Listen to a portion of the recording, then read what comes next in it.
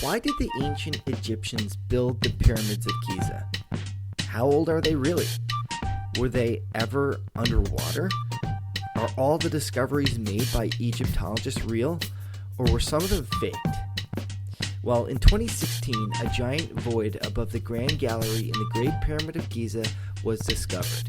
And our guest today thinks the answers to these questions and much more will be found inside that void. He's got 4 books on ancient Egypt, and we're grateful to have him on. Now here's my conversation with Scott Creighton. Okay, let's go.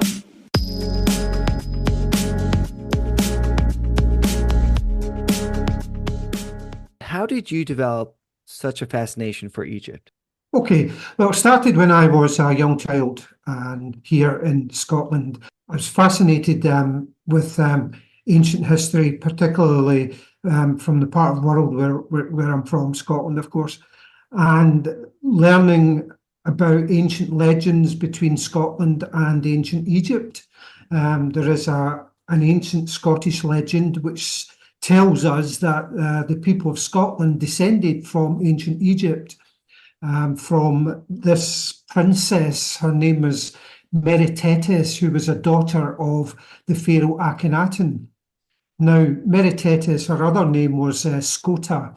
She had to flee ancient Egypt, and because Akhenaten abolished all the gods that ancient Egyptians worshipped up until that time, and he invoked the sun god, the Aten disk, as the only god which the people could worship. So they had to flee because the priesthood was up in arms, and basically the family had to flee. They were being persecuted. So Princess Scota, the daughter of Akhenaten, fled Egypt with a small group of her followers, and eventually ended up in Greece, then over into Spain, then across into Ireland, and eventually over into Scotland.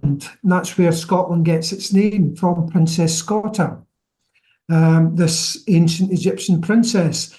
So there are these amazing links between Scotland and ancient Egypt, and I basically just followed these up to see where they would lead. And as I got into it more and more, I discovered, I started learning more about the deeper aspects of ancient Egypt, like the pyramids, particularly the pyramids of the Old Kingdom. That's the 3rd and 4th dynasty, which to my mind just blew my mind. I mean, the size of these things, as a young person, were just incredible.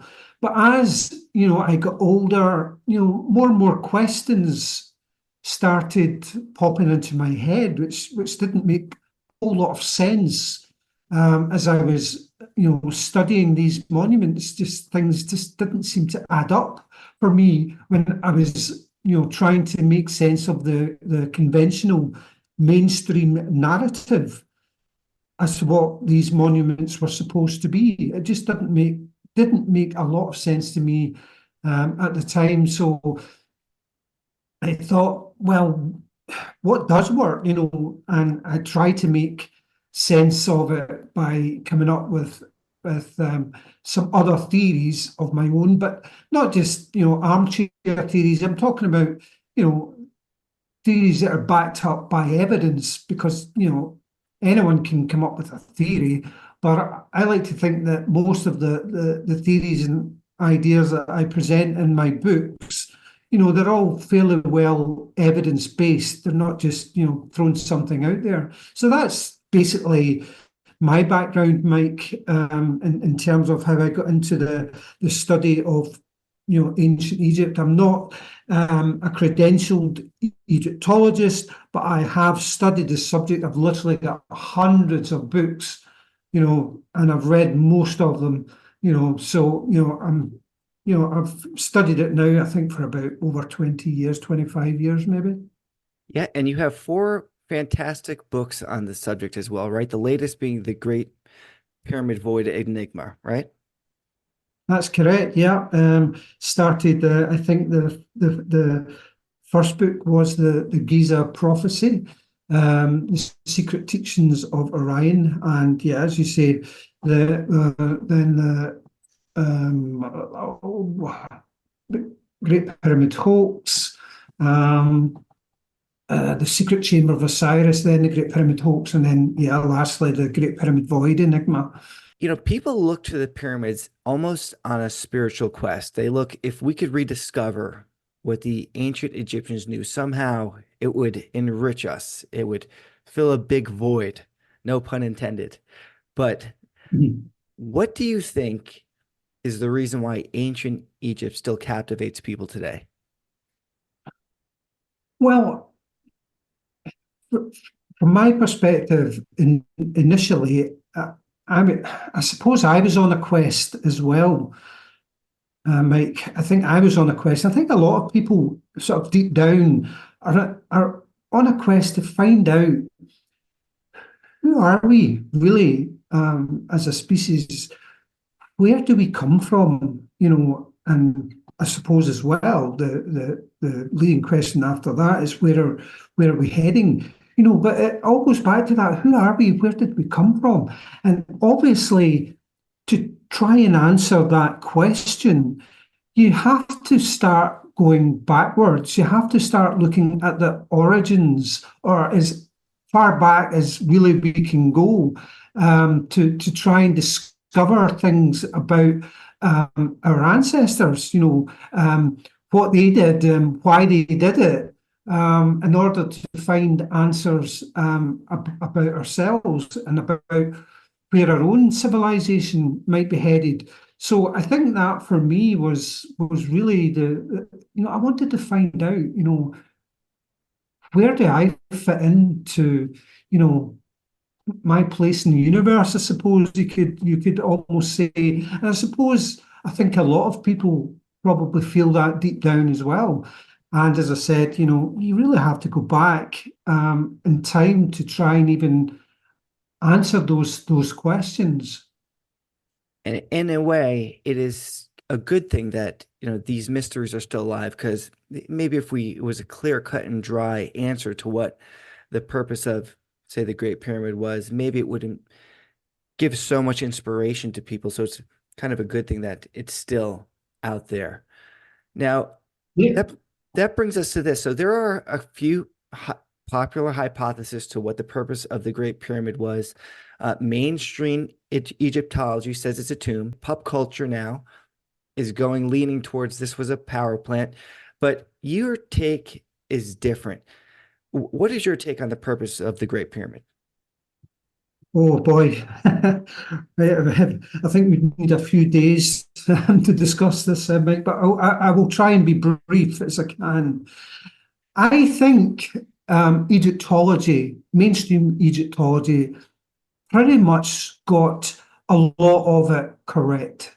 Okay, so that's the first thing I'm going to say. I want to give Egyptology credit where credit is due. They got quite a lot of it correct, but I will qualify that. I think they made a couple of wrong turns. Okay, I think they made a couple of wrong turns. And in those wrong turns, that is where we ended up with the Tomb of the Pharaoh paradigm. It didn't have to be this way had Egyptology not made these bad turns or wrong turns. It's probably a better way to put it. Now, I think the problem was where we are today resulted from Egyptology's early formation. We're talking Egyptology really kind of started really getting off the ground in sort of the mid 1800s. And at that time, you have to kind of keep in mind that there was a great debate going on in science at that time between catastrophists and what are called uniformists, or catastrophists like Cuvier, Buckland, and even in the 1900s, Velikovsky was a catastrophist. These people proposed that the Earth was subject to occasional catastrophes, cataclysms, which played a great part in, the Earth's geological record.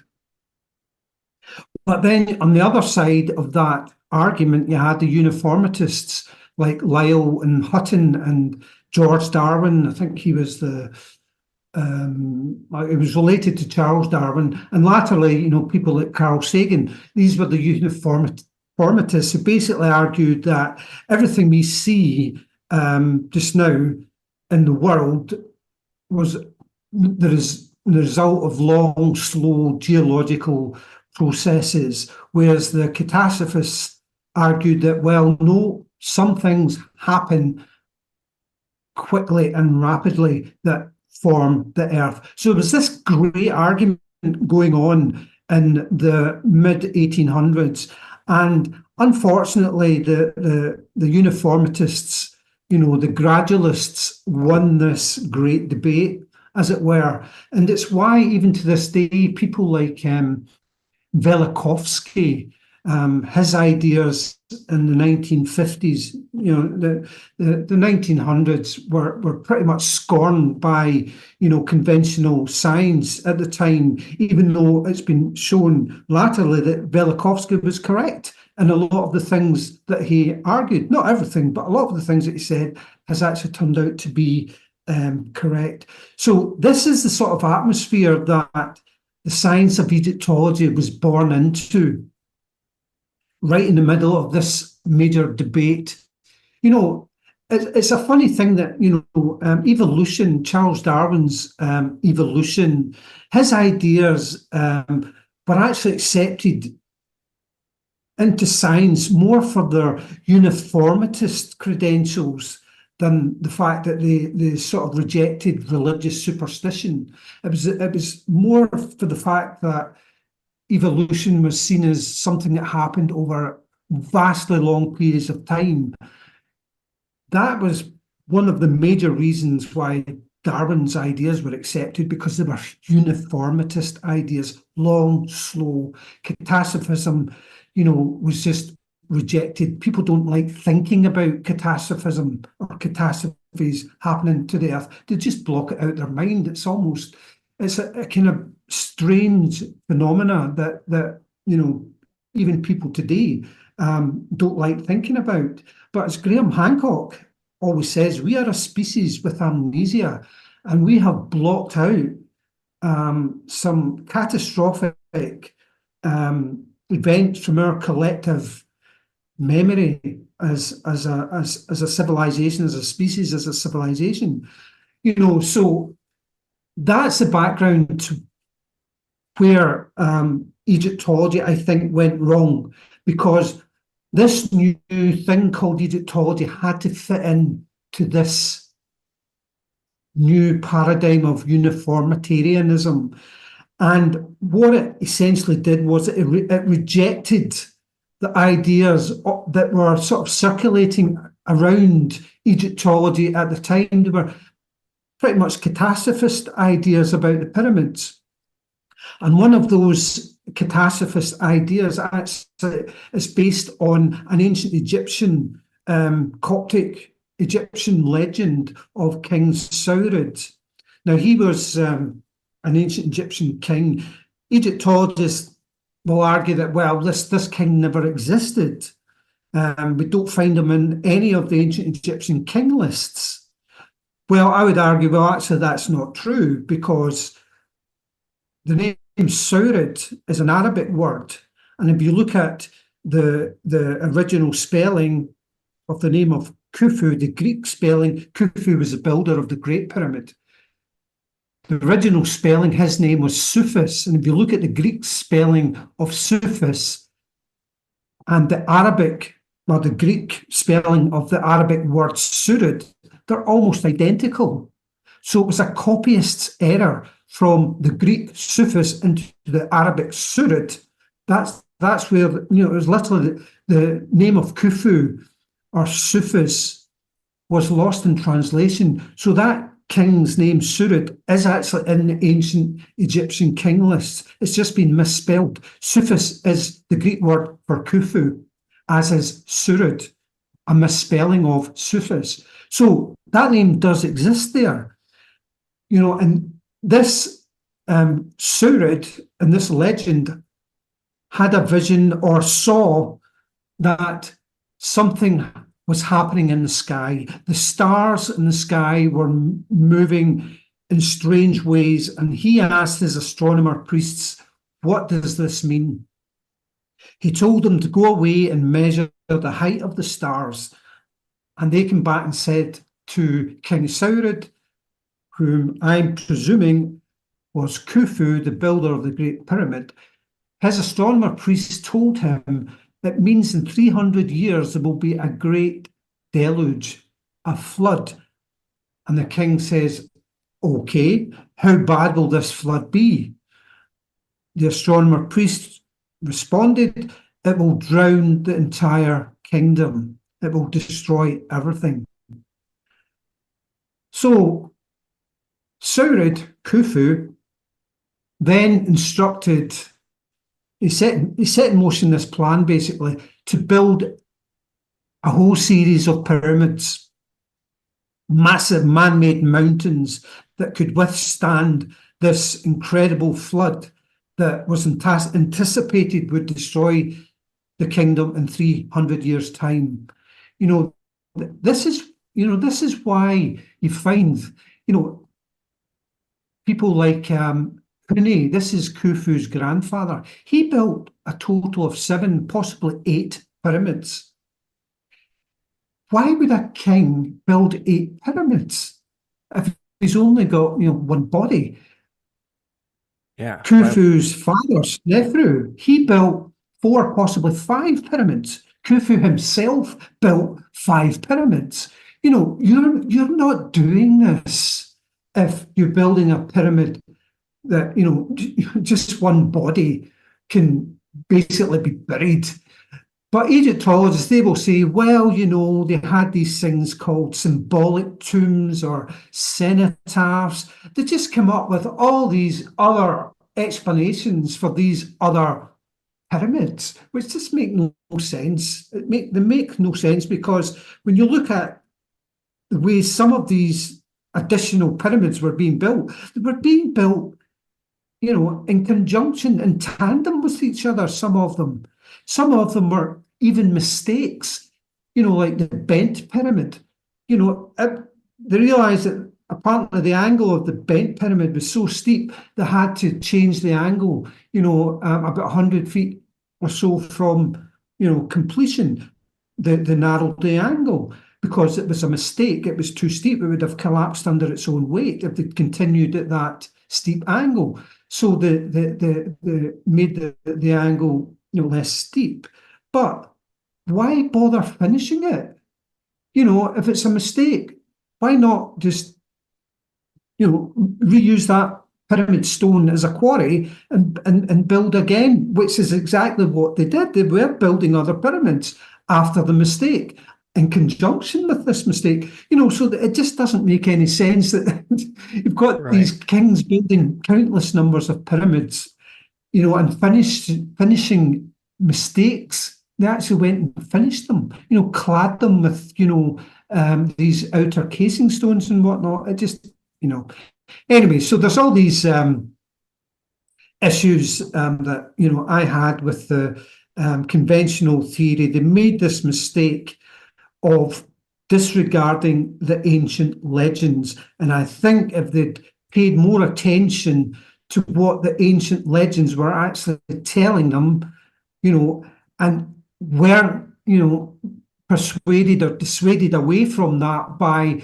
these uniformitist ideas of the day, they might have gone down the right track, and we wouldn't be in this position today where all these monuments are simply regarded as the tomb of a single pharaoh built, as his unique, recovery or, recovery instrument to ascend to the afterlife. That's pretty much what Egyptologists are telling us these monuments were built for. But they made a wrong turn in the road, in the fork, back in the mid-1800s, in my opinion. And you say it's really as simple as listening to the oral tradition of the Coptic Egyptians, because their culture, much like the South Americans, had their history kind of lost by invaders. So did the ancient Egypts because of the conquering of Alexander and then Caesar. So they had to continue this oral tradition, right? That's absolutely correct. The Coptic Egyptians were conquered several times by, the Greeks, the Macedonians, and latterly the Arabic conquest. In about 600, 800 AD. So there was each time that the Egyptians were conquered, they were persecuted, and all their books and their history was destroyed, by each wave of invasions. So they, as a means, a defence, if you like, they basically committed their oral traditions, their traditions, their historical, cultural heritage to memory, and passed it down orally in the oral tradition. And this is, stories which you'll get some people saying, well, these are actually Arabic stories. Well, well, no, the medieval Arabic scholars wrote these stories down in their language, but the stories were originally ancient Egyptian. It was ancient Coptic Egyptians who claim that their heritage goes all the way back, to the pharaonic and the pyramid building age, and far beyond that into antiquity. The Coptic Egyptian today claim this. So to claim that, this Surid legend, because it was written down by these Arabic scholars, means it was an Arabic tale. It's just nonsense. It's just abject nonsense. It's like, me saying, the ancient Greek legend, if I'd written them into Gaelic or Scots, they're Scottish legends. Well, they're not. They're Greek legends, just written in a different language. So, you've got that breakdown there as well, for want of a better expression. People essentially deny the legitimacy of this ancient Egyptian account. But, there's this scientist, Dr. Dorothy Vitaliano. She basically began the science of what's called geomythology. She began this, I think, in the 1970s, somewhere around then. And basically, what this science does is it looks at myths around the world, and it analyzes these myths for any sort of geological events that are catastrophic events that these myths might actually be identifying. And, in her words, it says geomythology turns mythology back into history. It basically takes myths and turns them back into history. Because, there is so much truth that we find time and time again in our ancient myths. We find these pearls of truth there. This is often stated. Troy was often believed to just be a myth until Schliemann went out and found it in Turkey.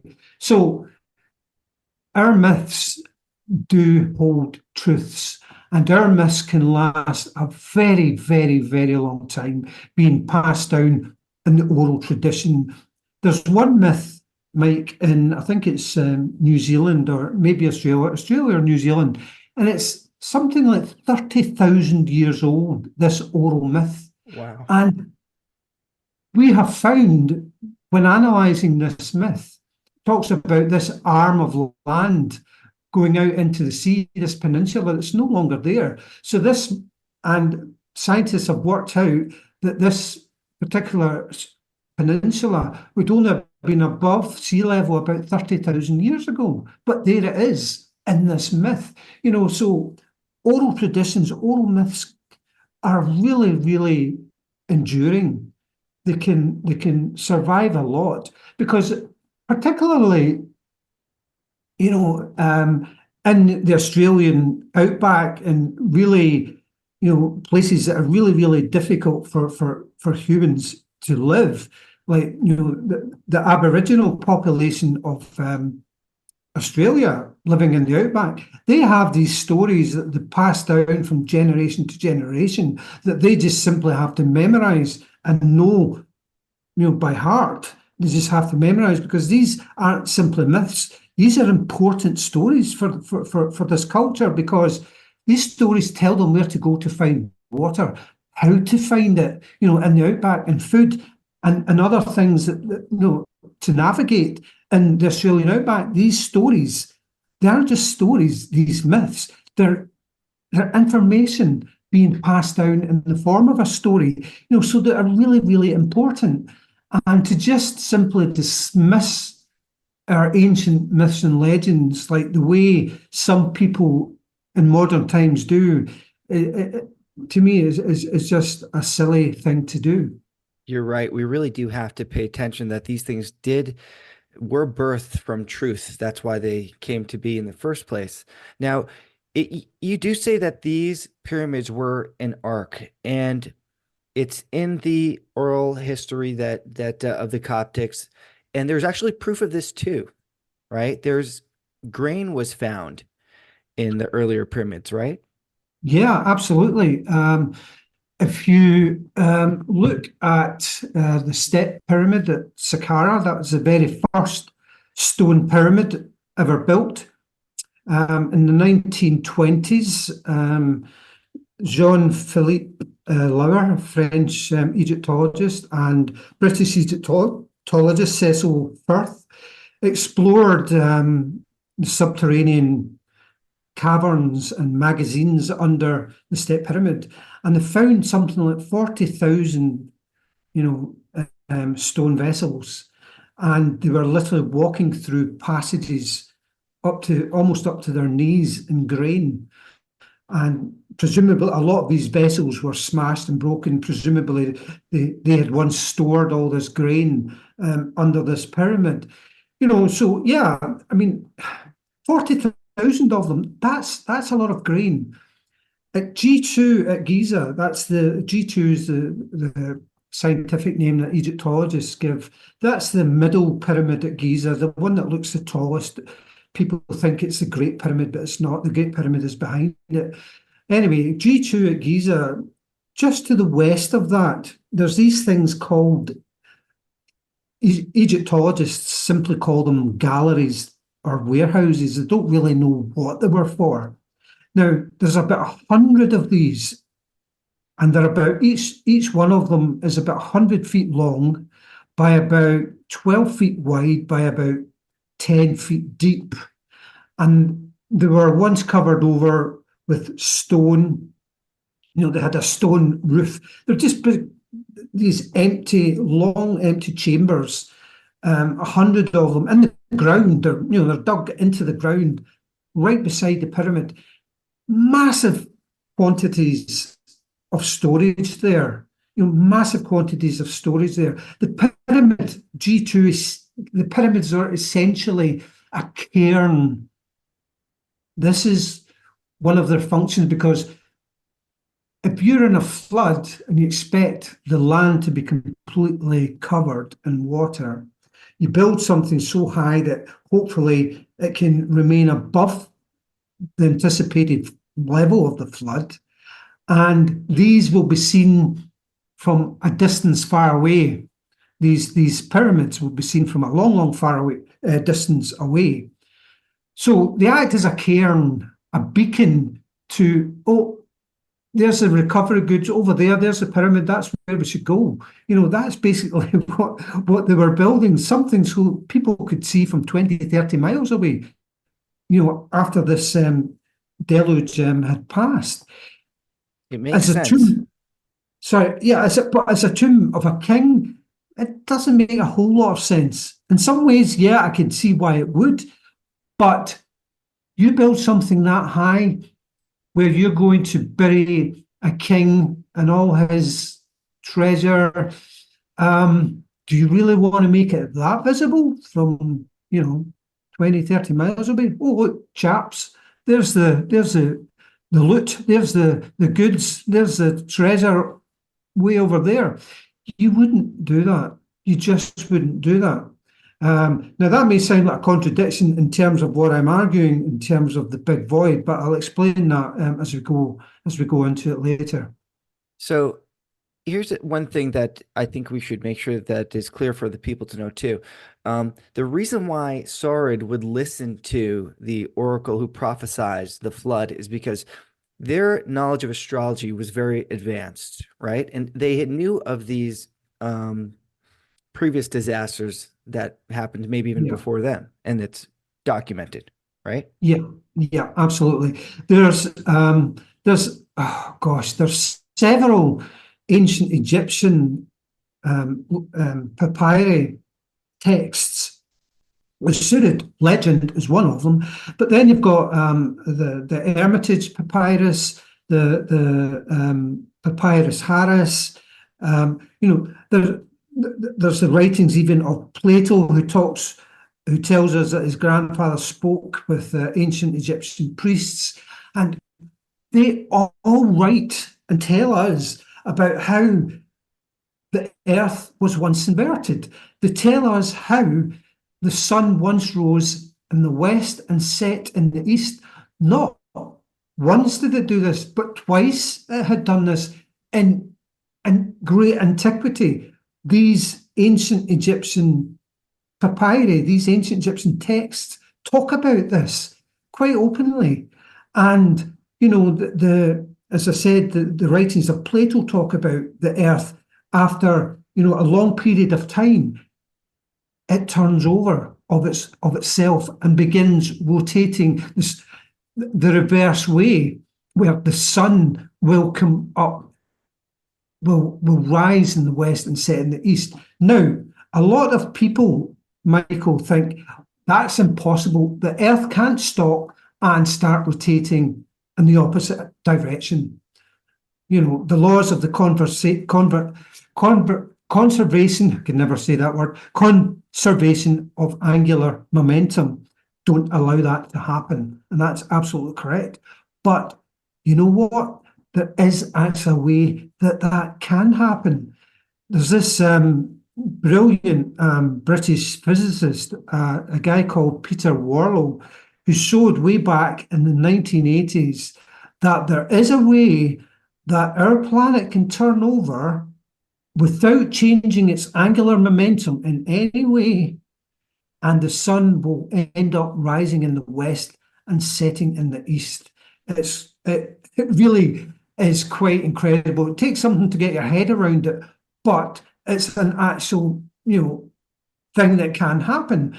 And if you look at, now I'm not saying this is what happens to the Earth, but if you look at in space today, we see these objects in the space station, floating through the space station and flipping 180 degrees of their own will, back and forth, back and forth, back and forth, of their own will, without any force being applied. It just flip back and forth 180 degrees, back and forth, back and forth. So,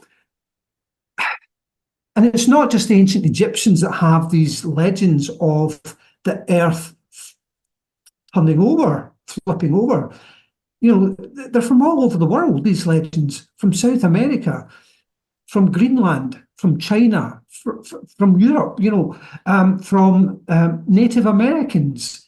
We have these legends of the earth turning over, literally from all over the world. And this would have been coinciding with what we now know as the Younger Dry Ice period, if a flood would have taken place during this time from a pole shift. Yeah, I think the event happens. I think the most recent event was probably around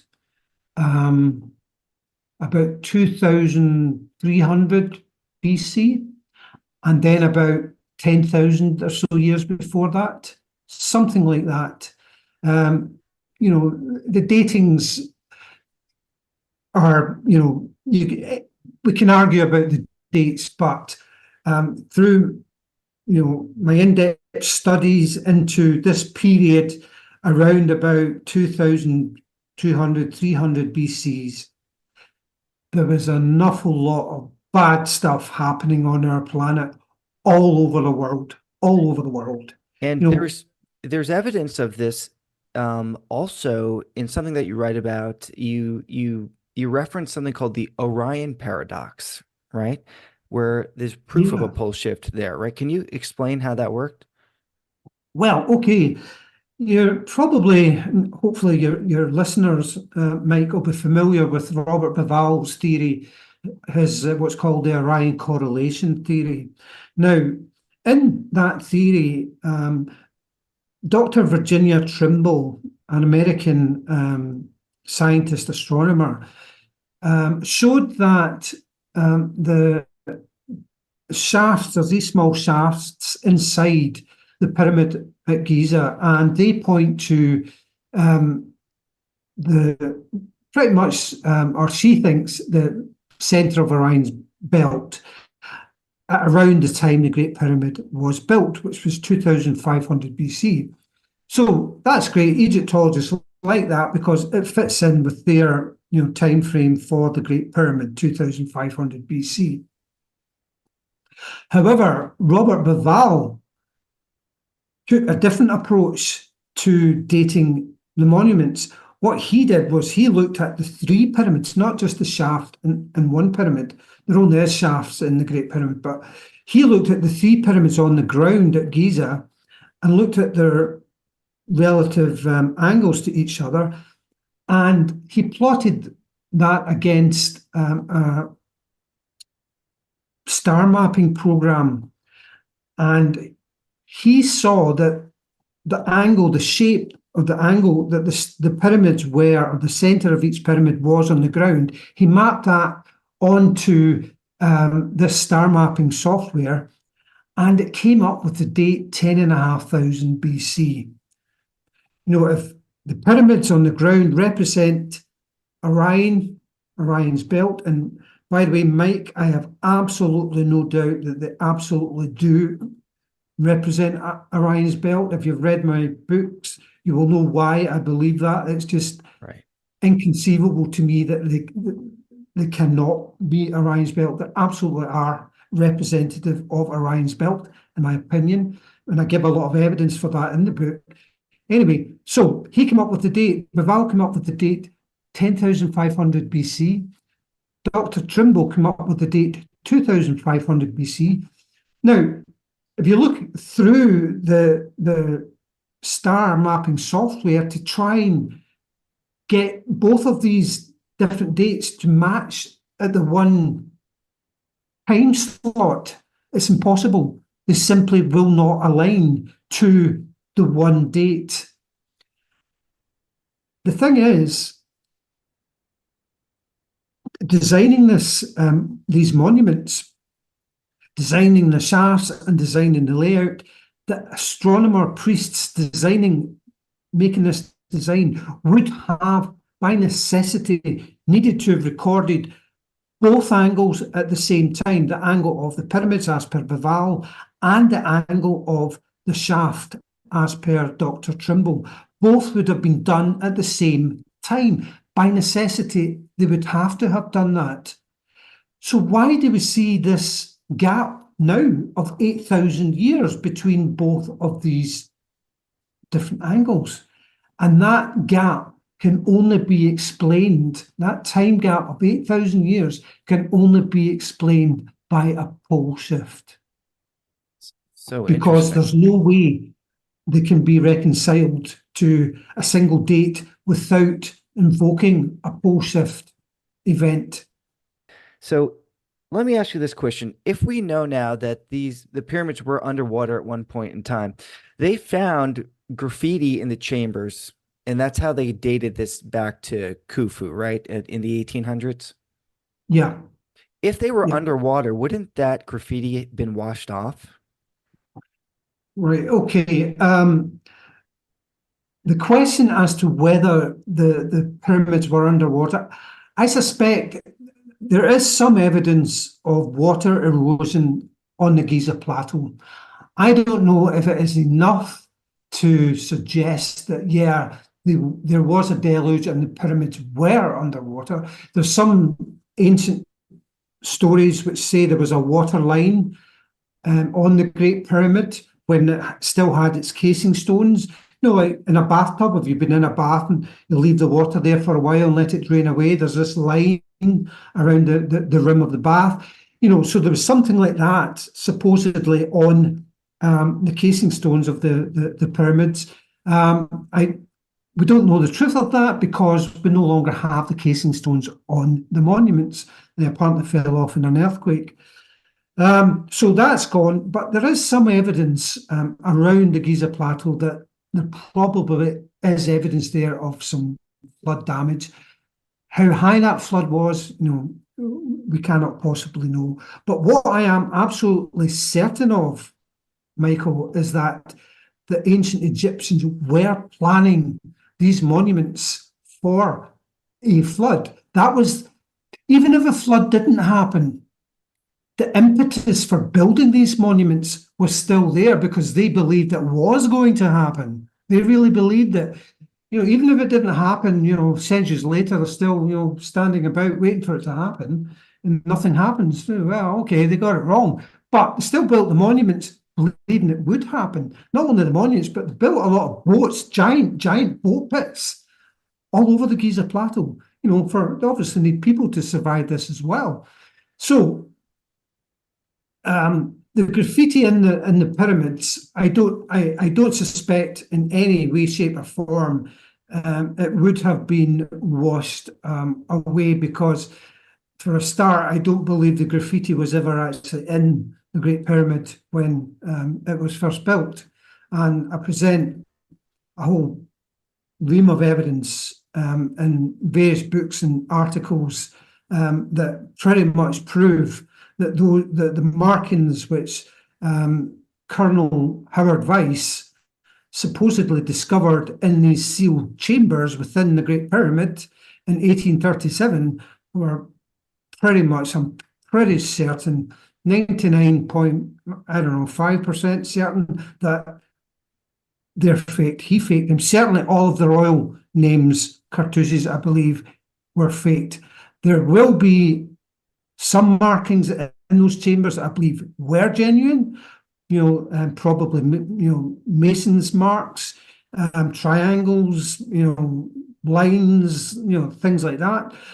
But the royal cartouches and numbers and things like that, I believe, I'm absolutely almost 100% certain that they were faked.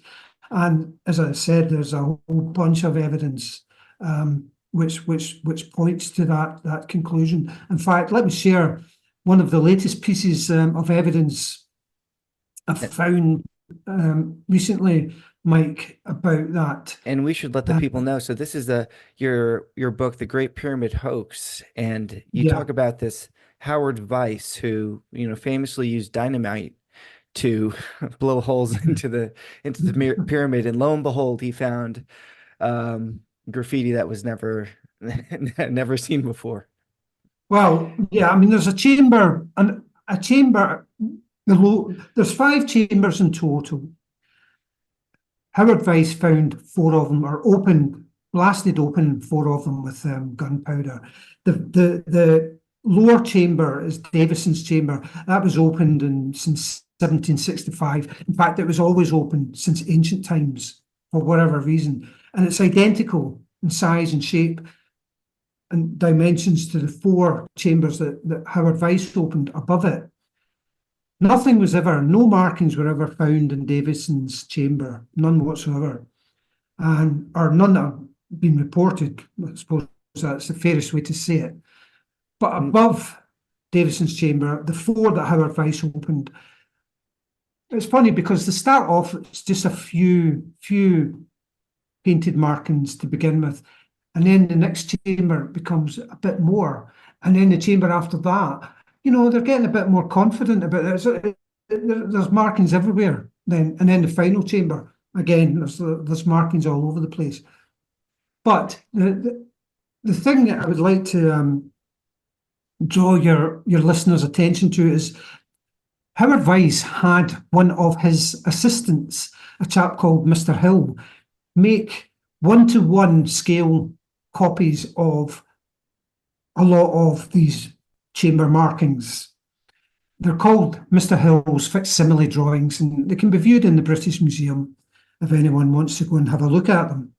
And there's this one, and remember, Mr. Hill is supposedly, we are told, in this chamber, copying these marks from the walls in this chamber onto these sheets and then sending them back to London.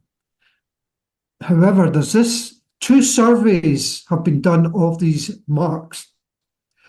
Two full surveys have been done of these marks, and one in 1837 by another of Weiss's workers, Mr. Perring, and one nearly 100 years later by an Egyptologist called Alan Rowe. So two independent surveys have been done of these chamber markings. And this particular sheet that Mr. Perring, you can go and see in the British Museum, the marks on that sheet are not in the chambers. So where did, Mr. Hill's facsimile sheets in the British Museum, these marks don't appear in either surveys of Perring or Rowe. They're just not there, which tells me these marks are not in the chamber. They're not, according to these two independent surveys that have been done. The marks Hill drew are not there. So where did he get them? Right. What I propose, and I have long argued, I wasn't the first to argue this, but certainly continuing this argument, is that Howard Weiss found a cache of genuine markings outside the pyramid, and where I believe there was these great pyramid rubble mounds right outside the pyramid where a lot of stones had fallen off the pyramid over the centuries and millennia, and they were basically lying in a big heap in the north and the south of the pyramid. In fact, Howard Weiss spent months trying to clear these away, and in his published account, Howard Weiss tells us that he was pulling stones from these rubble piles that had quarry marks continually painted onto these stones. Now, here's the thing, Michael. Howard Weiss has the markings inside the pyramid fully documented. He has markings elsewhere outside the pyramid, all over Egypt, documented. But these ancient markings that he's finding in these rubble piles of the Great Pyramid go undocumented. I ask myself, why? Why did he not document those ancient signs? Because in his published account, he doesn't say what happened at all to those stones. But in his private accounts, he tells us blew up stones north front of Great Pyramid. He destroyed them without documenting these marks that these quarry marks, these ancient quarry marks that were also inside he was supposedly finding inside the monument. He documents those quarry marks, but not the ones outside. But it just doesn't make sense. The only thing that makes sense to me why he would not document those quarry marks that he tells us he was clearly and continually finding outside the pyramid is that he didn't want any comparison ever being made with the quarry marks being found outside the pyramid with the ones inside the pyramid, because the ones outside the pyramid were being copied into the inside of the pyramid. If anyone had seen that those two groups of signs were identical, I'm pretty sure it would raise a few eyebrows. And this is, proof that this is very suspicious, that these were a fake. And the why this is so important, because it throws a wrench into a lot of what mainstream Egyptologists have based a lot of their ideas on, right? Their traditional theories were based on Howard Weiss's findings. Well, yes, because it goes back to what I was saying Michael, at the top of the show about this fork in the road.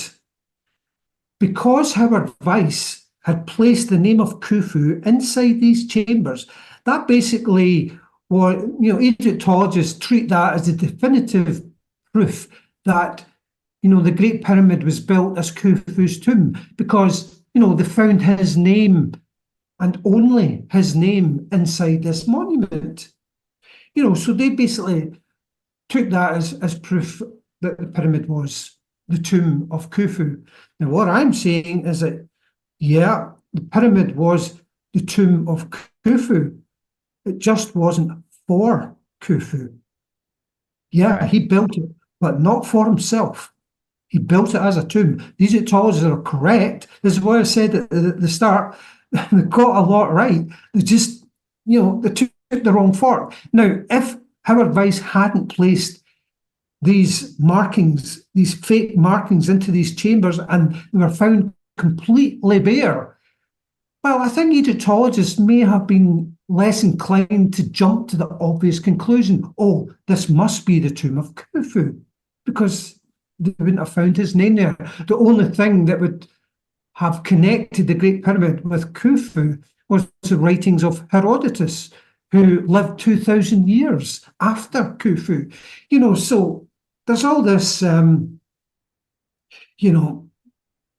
it's all just all these anomalies that are inconsistencies that just simply wrong turns that Egyptologists have made. And I should just recap, there is a lot more evidence about these ancient marks, these quarry marks that Howard Weiss claims to have found in these chambers, Michael, that just scream fake. They just scream absolute fake. When you read what I present in my books. So there was a fork in the road. Egyptology went down the wrong fork. And I believe if they hadn't done that, they might have been more open to the idea of the original, that yes, it was a tomb, but who was this tomb for? What do the ancient Egyptians themselves tell us it was a tomb for? Well, they tell us it was a tomb for Khufu's ancestors, not Khufu himself, but for his ancestors. In fact, Herodotus and Diodorus tell us that Khufu wasn't buried in the Great Pyramid, nor Khafre. He wasn't buried in his pyramid either, the second pyramid at Giza. None of these kings were apparently, according to these sources, were buried in the pyramids. If we listen to what the ancient Egyptians themselves tell us, these monuments were built as a protection against the flood, and the Great Pyramid, and only the Great Pyramid, was built to bury or rebury Khufu's ancestors. And there's a very, very important reason for that, Michael. They had to have a monument large enough to bury Khufu's 27 ancestors. There's 27 ancient Egyptian kings, and also their chief queen was buried in there also. That's why, if you look at the king lists, Michael, you will find that Khufu had 27 ancestors, from his father Snefru all the way back to the first king of ancient Egypt of the first dynasty, King Menes. Now, if you look in the Grand Gallery, you'll see on either side of the Grand Gallery, there are these holes or notches, rectangular notches. They're about 2.5 feet long. Others are slightly shorter than that, but they're regular size, longer, short, longer, short, longer, short, all the way up both sides. There's an Egyptologist called André Pochan, who wrote a book back in the 1970s about these Arabic traditions when the Arabs, when Al-Mamun first entered the Great Pyramid. He blasted his way in, he got into the Grand Gallery, and what did he find there? Statues of Khufu's ancestors. That's what he found, all the way up the Grand Gallery. Now, if you count the number of holes there, these notches, there's 27 of them on either side, one for each king and one for each of his chief queens. So Khufu has 27 ancestors and there's 27 statues, times two with the queens, in the Grand Gallery. Well, why would they have a statue there for the king? If the king's in there, why do they need a statue there as well? Okay, well, this goes down to the ancient Egyptian beliefs in the afterlife. In death, the king was almost important in death, Mike, as he was in life to an ancient Egyptian. This was their beliefs. Now, I'm not judging this in any way. This is what they believed, that the king, the deceased king, could ascend to the stars, the gods. He had the power to make the sun glow, the crops grow, the Nile flow, the wind blow. He had the power of the gods to do all this for the living kingdom. Only the deceased king could do this. But the deceased king, for him to continue forever, his body, his deceased body, his mummified body had to be protected. It had to be mummified so it could not decay. It could not rot away. That's why they spent so much time and effort into trying to preserve the deceased body of each king, because if it rotted away, that king would die forever, because it needed his soul to come back to the body each day for this cycle of revivification, this cycle to the gods, to the living kingdom, to continue. If the king's body decayed and was destroyed, that was it. So they needed that. But this is what they did. If that happened, what they did was they put a substitute statue below the body. And that's why you have in the Great Pyramid all these 27 statues of each king and their queen, because the statue acted as a surrogate in case the body decayed too badly. The soul of the king couldn't recognize the mummified body. It would then use the statue's surrogate. That's why there's 27 of them. And we will find in that big void, when they eventually get into it, 27 mummified kings from the Old Kingdom period.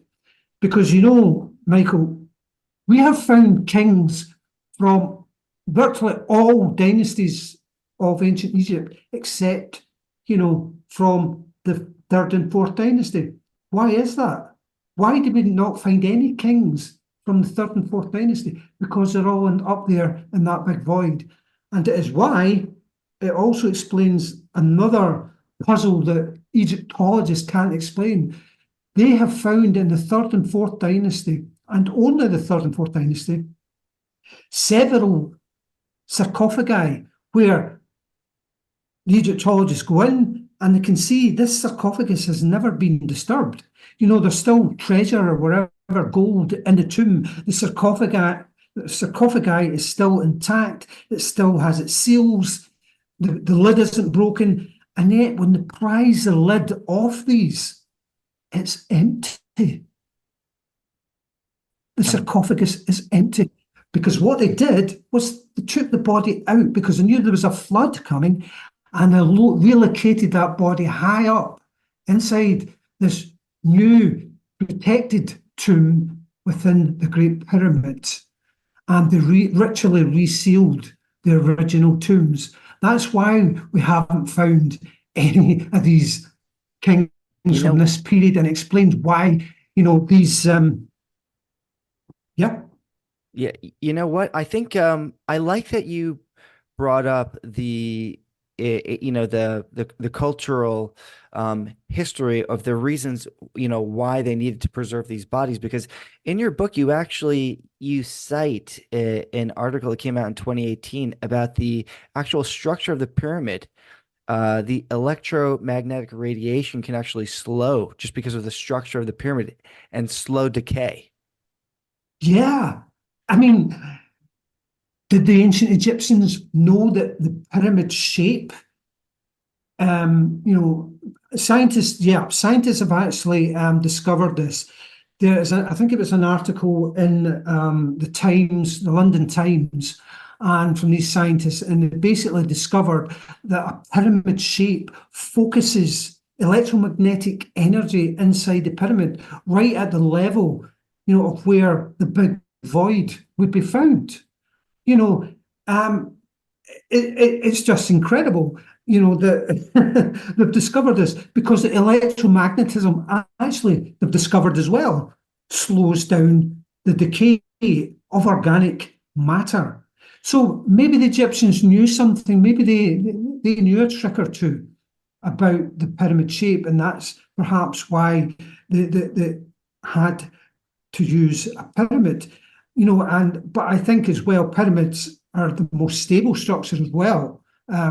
If you're building a large structure in ancient times, it has, by necessity, if you're not using concrete or steel, it has to be the shape of a pyramid for stability reasons. But, maybe they did know a thing about this electromagnetism as well, that it does the pyramid shape. And here's another curious thing. They discovered that an octagon pyramid shape has the best preservation effect. An 8-sided pyramid has the best preservation effect. And that's exactly what the Great Pyramid is. It has 8 angles, or eight faces. Each of the 4 faces is very slightly indented. So there are actually 8 faces of the Great Pyramid. Did the ancient Egyptians know this? Well, it just seems quite an amazing coincidence. I just found that really, really fascinating. The other thing as well here, Michael, is the Great Pyramid is the only pyramid that has these shafts, what are called star shafts or soul shafts. And again, if I've done a small YouTube video, it's called what's it called again? Anyway, it's about the pyramid shafts, the Great Pyramid's greatest secret. So you can go on YouTube, the Great Pyramid's greatest secret, Scott Creighton, you'll find it. We'll put that in the show notes too. It shows how the shafts of the Great Pyramid, there's 4 shafts, but here's the remarkable thing, they all point to just one star in Orion, the star Al-Nitak, which is the symbolic, which is the star which the Great Pyramid is symbolic of, the star Al-Nitak within Orion's belt. These 4 shafts point to that same star. And the logic of, just watch the video and you'll see the logic of it. Because again, it's to do with the pole shifts. These shafts actually, almost on their own, prove a pole shift occurred. That's why there's 4 shafts, because they're showing a pole shift event, and you need the 4 shafts to do that.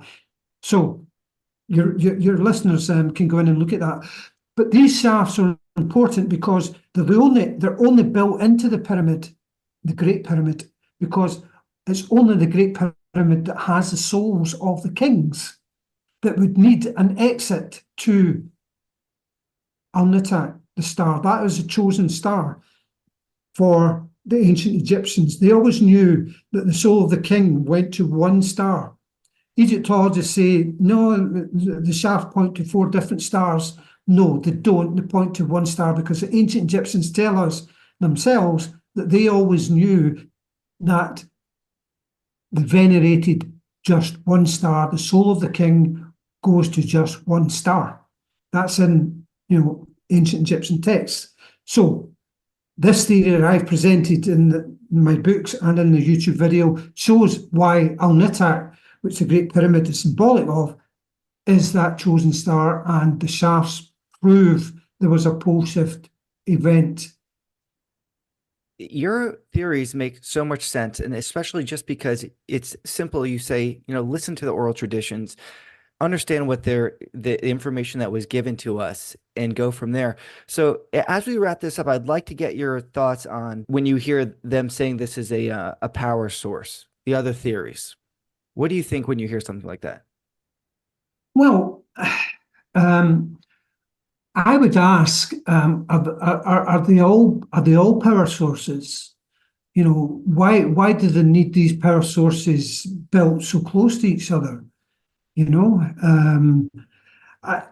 certainly I can see that, you know, as this, you know, Times of London article shows that, you know, the shape, the pyramid shape does focus electromagnetic energy inside that that structure, that shape. So, no, did the Egyptians feel that had to be used in some way to assist these souls onwards to their destination? I don't know. Perhaps they did. I mean, it's a question that I find difficult with because what was this power source for? What was it doing? What was it powering? You know, and you know, some people will point to these supposed Dendera light bulbs.